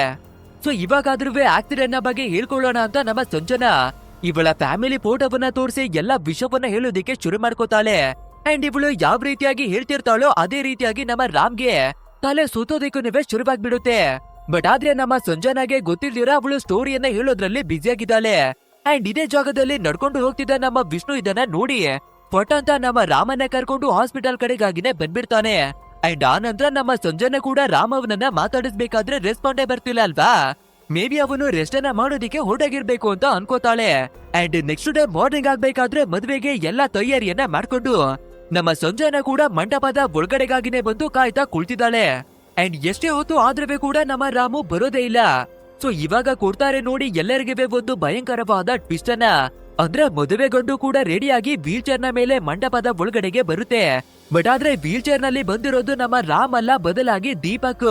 ಸೊ ಇಲ್ಲಿಗೆ ಸೀನ್ ಅನ್ನ ಕಟ್ ಮಾಡಿ ಫ್ಲಾಶ್ ಬ್ಯಾಕ್ ಅನ್ನ ತೋರಿಸ್ಬೇಕಾದ್ರೆ ಅದೇ ನಮ್ಮ ಹೀರೋನೇನೆ ರಾತ್ರಿ ತಲೆ ಸುತ್ತಿ ಬೀಳ್ಬೇಕಾದ್ರೆ ಹಾಸ್ಪಿಟಲ್ಗೆ ಕರ್ಕೊಂಡು ಹೋಗಿದ್ರು ಅಲ್ವಾ, ಆವಾಗ ನಮ್ಮ ರಾಮ್ ಕೂಡ ನಿಜವನ್ನ ಹೇಳ್ಕೊಳ್ಳಿ ನನ್ಗೆ ಏನಾಗಿದೆ ಅಂತ ಕೇಳ್ಬೇಕಾದ್ರೆ ಅದಕ್ಕೆ ವಿಷ್ಣು ಕೂಡ ಬೇರೆ ದಾರಿ ಇಲ್ಲದೆ ನಿನ್ಗೆ ಬ್ರೈನ್ ಟ್ಯೂಮರ್ ಇದೆ ಅಂಡ್ ಇನ್ನು ಕೆಲವೇ ದಿನಗಳಲ್ಲಿ ನೀನು ತೀರೋಗ್ಬಿಡ್ತೀಯ ಅನ್ನೋದಾಗಿನೇ ಹೇಳ್ಕೊತಾನೆ. ಅಷ್ಟೇ ಈ ವಿಷಯವನ್ನ ಕೇಳ್ಬೇಕಾದ್ರೆ ನಮ್ಮ ಹೀರೋವಿನ ಕೈಯಲ್ಲಿ ತಡ್ಕೊಳ್ಳೋದಿಕ್ಕೆ ಆಗೋದೇ ಇಲ್ಲ. ಅಂಡ್ ನಾವು ಯಾವತ್ತೂ ಕೂಡ ಸಂಜನಾ ಅವಳ ಜೊತೆ ಜೀವನವನ್ನ ನಡ್ಸೋದಿಕ್ಕೆ ಆಗಲ್ಲ ಅಂತ ಯೋಚಿಸಿ ಇವಾಗ ಉಳಿದಿರುವ ಟೈಮಲ್ಲಿ ನಾವು ಏನನ್ನಾದ್ರೂ ಮಾಡ್ಲೇಬೇಕಲ್ಲ ಅಂತ ಸೀದಾ ದೀಪಕ್ ಅವನ ಹತ್ರಕ್ಕಾಗಿನೇ ಬಂದು ನನ್ಗೆ ಈ ರೀತಿಯಾದ ಒಂದು ದೊಡ್ಡ ಪ್ರಾಬ್ಲಮ್ ಏನೇ ಬಂದ್ಬಿಟ್ಟಿದೆ, ಸೊ ನನ್ನ ಜಾಗದಲ್ಲಿ ನಿಂತು ಸಂಜನಾ ಅವಳನ್ನ ಮದ್ವೆಯನ್ನ ಹಾಕಿ ಅಂತ ಕೇಳ್ಕೋಬೇಕಾದ್ರೆ ದೀಪಕ್ ಕೂಡ ಮೊದ್ಲಿಗೆ ತುಂಬಾನೇ ಎಮೋಷನಲ್ ಆಗ್ತಾನೆ. ಆ ನಂತರ ಬೇರೆ ದಾರಿ ಇಲ್ದೆ ಅವನುವೇ ಕೂಡ ಮದ್ವೆಗಾಗಿ ಒಪ್ಕೋತಾನೆ. ಅಂಡ್ ಅದೇ ರೀತಿಯಾಗಿನೇ ದೀಪಕ್ ಇವಾಗ ನಮ್ಮ ಸಂಜನಾ ಅವಳ ಜೊತೆ ಮದುವೆಯನ್ನ ಮಾಡ್ಕೊಳ್ಳೋದು. ನಮ್ಮ ಹೀರೋಗೆ ಬೇಜಾರಾದ್ರೂ ಕೂಡ ಮದ್ವೆಗೆ ಬಂದು ಎಲ್ಲವನ್ನ ನೋಡಿ ಅವರಿಗೆ ಅಕ್ಷತೆಯನ್ನವೇ ಕೂಡ ಹಾಕಿ ಮದುವೆಯನ್ನ ಮುಗಿಸ್ತಾನೆ. ಅಂಡ್ ಇದನ್ನ ನೋಡುವ ಮಕ್ಕಳಾಗಿರ್ಬಹುದು, ವಯಸ್ಸಾಗಿರುವ ಮುದುಕಿ ಆಗಿರಬಹುದು, ಎಲ್ಲರೂ ಕೂಡ ಸಿಚುವೇಶನ್ ಅನ್ನ ಅರ್ಥ ಮಾಡ್ಕೊಂಡು ಅಕ್ಸೆಪ್ಟ್ ಅನ್ನ ಮಾಡ್ಕೋತಾರೆ. ಅಂಡ್ ಇದೇ ರೀತಿಯಾಗಿ ರಿಚುವಲ್ ಗಳನ್ನ ಮಾಡ್ತಾ ಇರ್ಬೇಕಾದ್ರೆ ಹಾಸ್ಪಿಟಲ್ ನಿಂದ ನಮ್ಮ ಸಂಜನಾಗೆ ಒಂದು ಕಾಲ್ ಬರುತ್ತೆ. ಅಂದ್ರೆ ನಿಮ್ಗೆ ಡೋನರ್ ಸಿಕ್ಕಿದ್ದಾರೆ, ಇವಾಗೇನೆ ಆಪರೇಷನ್ ಗೆ ಕೂಡ ರೆಡಿ ಆಗಿದೆ ಅಂತ ಹೇಳ್ಬೇಕಾದ್ರೆ ಸೀದಾ ಇವಳನ್ನ ಕರ್ಕೊಂಡು ಬಂದು ಆಪರೇಷನ್ ಅನ್ನವೇ ಮಾಡಿಸ್ತಾರೆ. ಅಂಡ್ ಫೈನಲಿ ಕಣ್ಣುಗಳನ್ನವೇ ಕೂಡ ಓಪನ್ ಅನ್ನ ಮಾಡ್ಬೇಕಾದ್ರೆ ಇವಳಿಗೆ ನಿಧಾನವಾಗಿ ಕಣ್ಣು ಕಾಣಿಸೋದಿಕ್ಕೂ ಶುರುವಾಗ್ಬಿಡುತ್ತೆ. ಅಂಡ್ ನಮ್ಗೆ ಕಣ್ಣು ಓಪನ್ ಆದಾಗ ನಾವು ಮೊದ್ಲು ರಾಮನ ನೋಡ್ಬೇಕು ಅಂತ ಆಸೆಯನ್ನ ಮಡ್ಗಿರ್ತಾಳೆ. ಬಟ್ ಆದ್ರೆ ಇವಳ ಕಣ್ಣಿಗೆ ನಮ್ಮ ರಾಮ ಕಾಣಿಸೋದೇ ಇಲ್ಲ. ಅಂಡ್ ಅದು ಅಲ್ಲದೆ ವಾಯ್ಸು ಸ್ಮೆಲ್ಲು ಇದರಿಂದ ರಾಮ್ ಯಾರು ಅನ್ನೋದಾಗಿ ಚೆನ್ನಾಗಿನೇ ತಿಳ್ಕೊಂಡಿದ್ದಾಳೆ. ಸೊ ಇಲ್ಲಿರೋದು ದೀಪಕ್ ನನ್ನ ರಾಮ್ ಎಲ್ಲಿ ಅಂತ ತುಂಬಾನೇ ಫೋರ್ಸ್ ಅನ್ನ ಮಾಡಿ ಕೇಳ್ಬೇಕಾದ್ರೆ ಈ ದೀಪಕ್ ನಮ್ಮ ರಾಮ್ ಕೊಟ್ಟಿರುವ ಒಂದು ಲೆಟರ್ ಅನ್ನ ತಂದು ಕೊಡ್ತಾನೆ. ಅಂಡ್ ಇವಾಗ ಇವಳಿಗೆ ಕಣ್ಣುಗಳು ಬಂದಿದ್ದಾವೆ ಅಲ್ವಾ, ಆ ಲೆಟರ್ ಅನ್ನ ಓದ್ಬೇಕಾದ್ರೆ ಒಂದು ದೊಡ್ಡ ಟ್ವಿಸ್ಟ್ ಅನ್ನ ರಿವೀಲ್ ಆಗುತ್ತೆ ನೋಡಿ. ಅದೇ ನಮ್ಮ ರಾಮು ಮತ್ತೆ ಅವನ ಫ್ಯಾಮಿಲಿ ಅವರು ಒಂದು ಹೋಟೆಲ್ ನಲ್ಲಿ ಪಾರ್ಟಿಯನ್ನ ಮಾಡ್ತಿರ್ಬೇಕಾದ್ರೆ ಒಂದು ದೊಡ್ಡ ಬ್ಲಾಸ್ಟ್ ಆಗಿ ಫಾದರು ಮದರು ಎಲ್ಲರೂ ಕೂಡ ತೀರೋಗಿದ್ದಾರೆ ಅಲ್ವಾ. ಅಂಡ್ ಇವನುವೇ ಕೂಡ ಕಾಲನ್ನ ಕಳ್ಕೊಂಡಿರೋದ್ರಿಂದ ಅದೇ ಡಿಪ್ರೆಷನ್ ಅಲ್ಲಿ ನಾವುನುವೇ ಕೂಡ ತೀರೋಗ್ಬಿಡೋಣ ಅಂತ ಒಂದು ದೊಡ್ಡದಾದ ಟ್ರಕ್ ನ ಮುಂದಕ್ಕಾಗಿನೇ ಬರ್ತಾನೆ. ಆದ್ರೆ ಆ ಟ್ರಕ್ ಡ್ರೈವರು ಇವನ ಪ್ರಾಣವನ್ನ ಕಾಪಾಡೋದಿಕ್ಕಾಗಿ ಸ್ಟೇರಿಂಗ್ ಅನ್ನ ತಿರುಗಿಸ್ಬೇಕಾದ್ರೆ ಆ ಟ್ರಕ್ ಒಂದು ಕಾರಿಗಾಗಿನೇ ಬಂದು ಡ್ಯಾಶ್ ಅನ್ನ ಮಾಡ್ಬಿಡುತ್ತೆ. ಅಂಡ್ ಆ ಕಾರು ಕೂಡ ಪಲ್ಟಿಯನ್ನ ಹೊಡ್ಕೊಂಡು ಒಳಗಡೆ ಇರೋರು ತೀರೋಗ್ತಾರೆ. ಅಂಡ್ ಇದ್ರಲ್ಲಿ ಟ್ವಿಸ್ಟ್ ಏನು ಅಂದ್ರೆ ಆ ಕಾರಿನ ಒಳಗಡೆ ಇದ್ದವರು ಬೇರೆ ಯಾರಿವೆ ಅಲ್ಲ, ನಮ್ಮ ಸಂಜನಾ ಮತ್ತೆ ಅವಳ ಫ್ಯಾಮಿಲಿ ಆಗಿರುತ್ತೆ. ಅಂದ್ರೆ ಇವಳ ತಂದೆ ತಾಯಿ ತೀರೋಗೋದಿಕ್ಕೆ ಮತ್ತೆ ಇವಳು ಕಣ್ಣು ಹೋಗೋದಿಕ್ಕೆ ಕಾರಣ ಬೇರೆ ಯಾರಿವೆ ಅಲ್ಲ, ನಮ್ಮ ರಾಮೇನೆ. ಸೊ ನೆಮ್ಮದಿಯಾಗಿ ಬದುಕ್ತಾ ಇದ್ದ ನಿನ್ನ ಫ್ಯಾಮಿಲಿ ಅನ್ನವೇ ಕೂಡ ನಾನೇನೆ ಕಿತ್ಕೊಂಡಿದ್ದೀನಿ. ಅಂಡ್ ನಿನ್ನ ಕಣ್ಣು ಹೋಗೋದಕ್ಕೆ ಕಾರಣ ಬೇರೆ ಯಾರಿವೆ ಅಲ್ಲ, ನಾನೇನೆ. ಅಂಡ್ ಅದು ಅಲ್ದೆ ನಿನ್ನ ಮದ್ವೆ ಆಗೋಣ ಅಂತ ನೋಡ್ತಿರ್ಬೇಕಾದ್ರೆ ನನ್ಗೆ ಇರುವ ಕಾಯಿಲೆಯಿಂದ ನಿನ್ನ ಜೊತೆ ನಾನು ಬದುಕೋದಿಕ್ಕೆ ಕೂಡ ಆಗೋದಿಲ್ಲ. ಆದ್ರಿಂದ ನಿನ್ಗೆ ಒಳ್ಳೆ ಪೇರಾಗಿರುವ ದೀಪಕ್ ಅವನನ್ನ ಸೆಲೆಕ್ಟ್ ಅನ್ನ ಮಾಡಿಕೊಟ್ಟಿದ್ದೀನಿ. ಅಂಡ್ ಡಾಕ್ಟರ್ ಹತ್ರ ಬಂದು ನನ್ನ ಕಣ್ಣುಗಳು ನಿನ್ಗೆ ಮ್ಯಾಚ್ ಆಗುತ್ತಾ ಅಂತ ಟೆಸ್ಟ್ ಅನ್ನ ಮಾಡಿಸ್ಬೇಕಾದ್ರೆ ಅವರು ಕೂಡ 100% ಮ್ಯಾಚ್ ಆಗುತ್ತೆ ಅಂತ ಹೇಳಿದ್ದಾರೆ. ಸೊ ನೀನು ಕಳ್ಕೊಂಡಿರುವ ಕಣ್ಣುಗಳನ್ನ ನನ್ನ ಕಣ್ಣುಗಳ ಮುಖಾಂತರ ವಾಪಸ್ಸು ಕೊಡ್ತಾ ಇದ್ದೀನಿ ಅಂತ ಲೆಟರ್ ನಲ್ಲಿ ಬರ್ದಿದ್ದಾನೆ. ಸೊ ಇದನ್ನೆಲ್ಲ ನೋಡ್ಬೇಕಾದ್ರೆ ನಮ್ಮ ಸಂಜನಾ ಅವಳಿಗೆ ತಡ್ಕೊಳ್ಳೋದಿಕ್ಕೆ ಆಗೋದಿಲ್ಲ, ಅಷ್ಟೊಂದು ನೋವಾಗುತ್ತೆ. ಮೊದ್ಲಿಗೆ ನನ್ನ ತಂದೆ ತಾಯಿಯ ಸಾವಿಗೆ ಇವನನ್ನೇ ಕಾರಣ ಅಂತ ಕೋಪವನ್ನ ಮಾಡ್ಕೋತಾಳೆ. ಬಟ್ ಆದ್ರೆ ಇವಾಗ ಯಾವ ಕಣ್ಣಿನಿಂದ ನೋಡ್ತಾ ಇದ್ದಾಳೋ ಆ ಕಣ್ಣು ಬೇರೆ ಯಾರದಿವೆ ಅಲ್ಲ, ರಾಮ್ನದೇ ಅಂತ ಗೊತ್ತಾಗುತ್ತೆ ಅಲ್ವಾ. ಅಂಡ್ ಅದು ಅಲ್ದೆ ಅವನು ಬೇಕು ಅಂತ ಏನನ್ನವೇ ಕೂಡ ಮಾಡಿಲ್ಲ, ಕೇವಲ ಅದೊಂದು ಆಕ್ಸಿಡೆಂಟ್ ಆಗಿತ್ತು. ಅದು ಅಲ್ದೆ ಅವನು ನಮ್ಮನ್ನ ಪ್ರೀತಿಯನ್ನ ಮಾಡಿ ನಮ್ಮ ಲೈಫ್ ಅನ್ನ ಸುಧಾರಿಸೋದಿಕ್ಕಾಗಿ ನೋಡಿದ್ದಾನೆ. ಆದ್ರಿಂದ ಅವನನ್ನ ಕ್ಷಮಿಸ್ಬೇಕು ಅಂತ ಮನಸ್ಫೂರ್ತಿಯಾಗಿನೇ ಕ್ಷಮಿಸ್ತಾಳೆ. ನೆಕ್ಸ್ಟ್ ನಮ್ಮ ಅಜ್ಜಿ ಆಗಿರ್ಬಹುದು, ದೀಪಕ್ ಆಗಿರ್ಬಹುದು, ಮಕ್ಕಳಾಗಿರ್ಬಹುದು, ಸಂಜನಾ ಆಗಿರ್ಬಹುದು, ಎಲ್ಲರಿಗೂ ಕೂಡ ನಮ್ಮ ರಾಮವನ ಮನೆಗಾಗಿನೇ ಬಂದು ಫೈನಲಿ ಅವನಿಗೆ ಶ್ರದ್ಧಾಂಜಲಿಯನ್ನ ಸಲ್ಲಿಸಿ ಅಂತಿಮ ಸಂಸ್ಕಾರವನ್ನುವೇ ಮಾಡಿ ಮುಗಿಸ್ತಾರೆ. ಆ ನಂತರ ನಮ್ಮ ರಾಮವನ ಜೊತೆ ಎಷ್ಟೆಲ್ಲ ಕ್ಷಣಗಳನ್ನ ಕಳೆದಿದ್ಲು, ಎಲ್ಲಾ ಕ್ಷಣಗಳನ್ನವೇ ಕೂಡ ನೆನಪನ್ನ ಮಾಡ್ಕೊಳ್ಳೋದಿಕ್ಕೆ ಶುರುವನ್ನ ಮಾಡ್ತಾಳೆ. ಬಟ್ ಆದ್ರೆ ಕೊನೆಗೆ ಕೂಡ ನಮ್ಮ ಸಂಜನಾಗೆ ಒಂದು ರಿಯಲೈಸ್ ಆಗುತ್ತೆ, ಜೀವನ ಅನ್ನೋದು ಯಾರಿಗಾಗಿನವೇ ಕೂಡ ನಿಂತ್ಕೊಳ್ಳೋದಿಲ್ಲ, ಅದು ಯಾವ ರೀತಿ ಕರ್ಕೊಂಡು ಹೋಗುತ್ತೋ ಅದೇ ರೀತಿಯಾಗಿ ನಡ್ಕೊಂಡು ಹೋಗ್ಲೇಬೇಕು ಅಂತ ಯೋಚಿಸಿ ಫೈನಲಿ ನಡೆದಿರುವ ಸತ್ಯವನ್ನ ಅಕ್ಸೆಪ್ಟ್ ಅನ್ನ ಮಾಡ್ಕೊಂಡು ಎಲ್ಲವನ್ನ ಮಾಡ್ತು ದೀಪಕ್ ಅವನ ಜೊತೆ ಒಂದು ಹೊಸ ಲೈಫ್ ಅನ್ನ ಶುರು ಮಾಡೋದಿಕ್ಕಾಗಿನೇ ಮೂವ್ ಆನ್ ಆಗ್ತಾಳೆ. ಅದು ಅಲ್ದೆ ನಮ್ಮ ರಾಮ್ ಕೂಡ ಇವಳು ಹ್ಯಾಪಿ ಆಗಿರ್ಬೇಕು ಅಂತಾನೆ ಬಯಸ್ತಿದ್ದ ಅಲ್ವಾ. ಸೊ ನಾವು ಇನ್ ಮುಂದೆ ಅವನಿಗೋಸ್ಕರನಾದ್ರೂ ಹ್ಯಾಪಿ ಆಗಿರ್ಬೇಕು ಅಂತ ಯೋಚಿಸಿ ಒಂದು ಹೊಸ ಲೈಫ್ ಅನ್ನ ಶುರುವನ್ನ ಮಾಡ್ತಾಳೆ. ಅಂಡ್ ಇಲ್ಲಿಗೆ ನಮ್ಮ ಇವತ್ತಿನ ಸ್ಟೋರಿ ಕೂಡ ಎಂಡ್ ಆಗುತ್ತೆ. ಗೈಸ್, ಈ ಮೂವಿ ಹೇಗಿತ್ತು ಅಂತ ತಪ್ಪದೆ ನಮ್ಗೆ ಕಮೆಂಟ್ ಮೂಲಕ ತಿಳಿಸಿ. ಹಾಗೆ ವಿಡಿಯೋವೇನಾದ್ರೂ ಇಷ್ಟವಾಗಿದ್ರೆ ಒಂದು ಲೈಕ್ ಅನ್ನ ಕೊಟ್ಟು ನಮ್ಮ ಚಾನೆಲ್ ಅನ್ನ ಸಬ್ಸ್ಕ್ರೈಬ್ ಮಾಡ್ಕೊಳ್ಳಿ. ಸರಿ, ಬೋಗೆ ಇಂಥದೇ ಒಂದು ಮಾಸ್ ಆಗಿರುವ ಮತ್ತೊಂದು ಮೂವಿಯಲ್ಲಿ ಮತ್ತೆ ಭೇಟಿಯಾಗೋಣ. So thanks for watching guys and take care of your self.